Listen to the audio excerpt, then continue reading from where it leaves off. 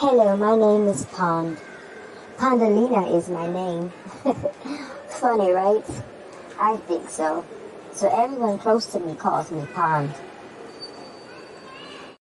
I am, or at least I was, in love with a covert narcissist. It's been a long and broken ride. I want off this ride. It's been 8 years. I have left and came back to my covert narcissist husband 4 times. This time is the last time. As I said, my name is Pond, and this is my story. This is POND5. Day 1 of I am leaving, and I am at the airport. Between crying and fake smiling, I'm being as strong as I can be. Okay, Pond, we're here at the airport, talking to ourselves nonetheless, but we are here. We're here. I have called everyone that I can trust, and my support system is in place. If I could just stop crying over a fool who isn't capable of love or any type of real connection, only hurt, pain, and deception, and lie after lie after lie after lie.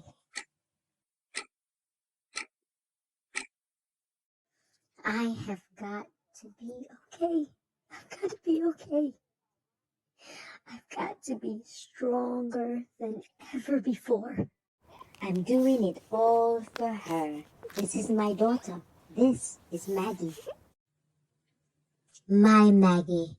She is the rhyme, the reason, my rock, the reason for everything. The reason that I am taking the next steps to move on with our lives, to keep her safe.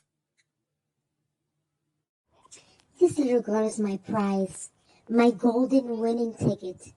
Out of all the muck and mud we have been through, she deserves the best life. And because I want her to respect me and not continue to watch me be a fool in this delusion. When we first met, I was young and blonde, still believing in soulmates and couldn't keep away. We couldn't keep away from each other. I thought I found my Prince Charming, my protector. I didn't know he was only mimicking me and just taking in information about my hopes, dreams, and fears to later tear me apart. I cannot believe this to this day. I am in disgust. We were soon married. We had an awesome job. We had a beautiful home. Everything was just like a fairy tale. I couldn't ask for anything more, and through it all, we always continued to dance the day away. Oh, and our tea time was the best of times for me. Oh, I miss our talks. They were the best. We would talk about everything, any subject. It was so clear that he was beautiful and everything I'd hoped for. And there was always a reason to hug each other about every little thing. Not to anyone's surprise, but shortly after that, we found out that we were pregnant. Oh my God, I laughed so hard. I laughed the entire conversation. I'm sure that doctor thought I was crazy. My pregnancy was happy, although I did put on a tremendous amount of weight, and I was not happy with that at all. I felt very unattractive, and he was always working, so I was always alone. Alone with my thoughts and feeling insecure, I decided to go to the salon and get my hair dyed back dark black, like a brown black, anything to make me feel better about myself. I did not know the supposed effects of hair dye on a pregnant woman's fetus, even though there was none at all. I was quite naive. This was my first pregnancy. I did not know a lot of things, and I definitely didn't know.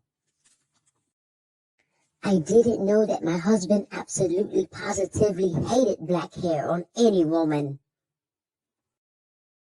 It was as if my value went down. This was my first signs of his cruelty, as he would call me Gothic princess every day, wicked witch of the West, and even insult my artwork by saying it was possessed or evil, or casting a spell to keep him with me forever. And he would just laugh all by himself at my expense. By the time Maggie was born, I already was broken and felt worthless. He was already cheating on me. By the time Maggie was 1 year old, he had lost his job for having an affair with his secretary. I can still remember the phone call as if it were yesterday. Cheater. The phone call from his superiors, and him trying to play dumb as if he didn't know what was going on. I was later informed by his boss that he and the secretary were actually caught twice in the toilet at the job, once having oral sex, both written up with a warning. Ning, the next time they were caught in the toilet again, having full-on sex, both were suspended and sent home until a decision was made. What hurt the most was after they were fired, he asked the secretary to run away with him, but she rejected him immediately. After he realized he lost his new supply, he comes home to Maggie and I. He's so sorry, so apologetic. He loves us. I gave him his ring back, but I had absolutely nowhere to go. He knew I had nowhere to go. After that, he was just never home. But I didn't care, because I had Maggie, and I wasn't going to miss any more. When he did come home, which was always very late, I would play sleep sometimes and see him next to me, just texting away, thinking he was sneaking, texting away on his phone. It hurt. Totally unaware, my acquaintance at his new job informed me of his new blonde supply, bragging about him having sex with her on his desk at work. Was totally disgusting to me, and I had to catch him. I got my chance. Informed of their dinner meet, I got there first, and I slapped him so hard. So ashamed. He immediately goes and cries to his mom. The next thing I know, she is over at the house in my face with a phone. We're calling a therapist and starting marriage counseling. Marriage counseling lasted 2 weeks. He was smarter than the therapist. The therapist didn't know what she was talking about. What else? She was unqualified. She didn't know anything about anything. And last but not least, she actually wanted to have an affair with him in his mind. After that is when he began to sneak out of the house at night. I soon found out through our bank account that he was spending money on prostitutes and strippers. When I confronted him about those prostitutes in the bank account, I swear that's when POND5 came into fruition. I swear that his eyes turned black. I swear that he looked like he wanted me to die. It was then that he came towards me with a closed fist. It was then that he beat me like he never knew me. He beat me as if I was a man. The next morning when I looked in the mirror and I saw my face, when I saw what he did to my face, the alarm went off finally. So now you know why we are here at the airport. I had to heal myself first. And then I got my support system together with all the people that care about us and that want us to do good in this life. We are going away now to start this new life. Ladies and gentlemen, may I have your attention please as we go through the following safety instructions.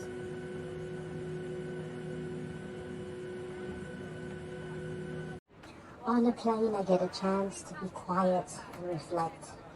A chance to sit back and realize or try to figure out, why did this happen to me? Why did I have to meet a narcissist? I know he's there at the house, at his house, thinking that and waiting, thinking that me and Maggie will be showing up at any moment now, that all will be forgiven, that everything is going to be all right, because he is not accountable for anything that he does to us. But when I look at my baby girl, none of that matters. Let the new adventures begin. Might as well get ready to taste some of Granddaddy's fresh caught fish. I don't care, because they love me and I love them. Mom and Dad, all of my cousins, everybody's supposed to be there, and I can't wait for love. And here we go. I can't wait to see my family. I can't wait to start my new life. Oh my gosh. Oh my God, we're here. Now where are they? Maggie, if you're going to hold a hammer, you're going to have to keep up, baby. Oh my God, where are they? Oh my God, is that Dad? Good googly moogly, Pond is here. Y'all need to get ready. Pond is here. I repeat, Pond is here. Y'all need to get ready now. Pond is here.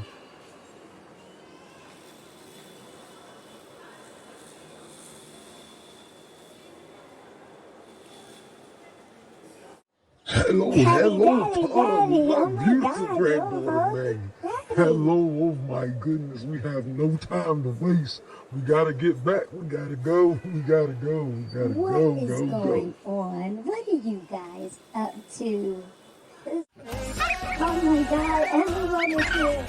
Oh my God, you guys, oh my God, you guys.